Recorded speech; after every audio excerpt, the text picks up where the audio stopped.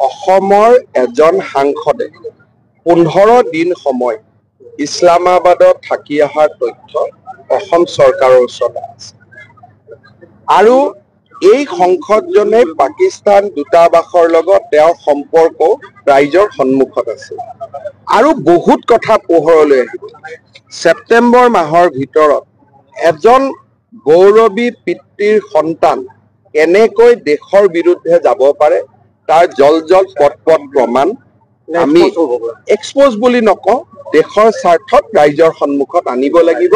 আৰু মই আজিয়ে কৈছো যে 15 দিন ভাৰত চৰকাৰক নোকোৱাকৈ ইছলামাবাদত থাকি অহাৰো আমি প্ৰমাণ পাইছো আৰু বিভিন্ন প্ৰমাণ আমাৰ হাতত আছে।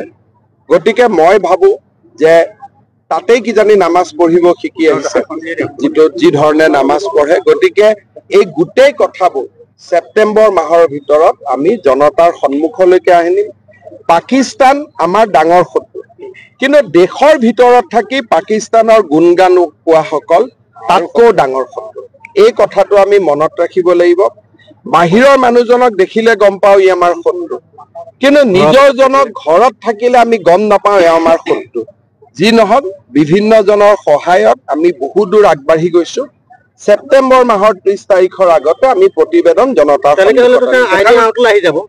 কি আওতালৈ আহে নাহে সেই সময়ত দেখা যাব, কিন্তু বহুবিলাক প্ৰমাণ আছে আৰু বহুবিলাক বিস্ফোৰক তথ্য ৰাইজৰ সন্মুখলৈ আহিব। মই এছেম্বলিটো কৈছো, পাকিস্তানৰ লগত পৰিয়ালটোৰ সম্পৰ্ক স্পষ্টভাৱে আপোনালোকে দেখা পাব। তাত কোনো বিশ্লেষণৰ কোনো কথাই নাথাকিব। It will be black and white.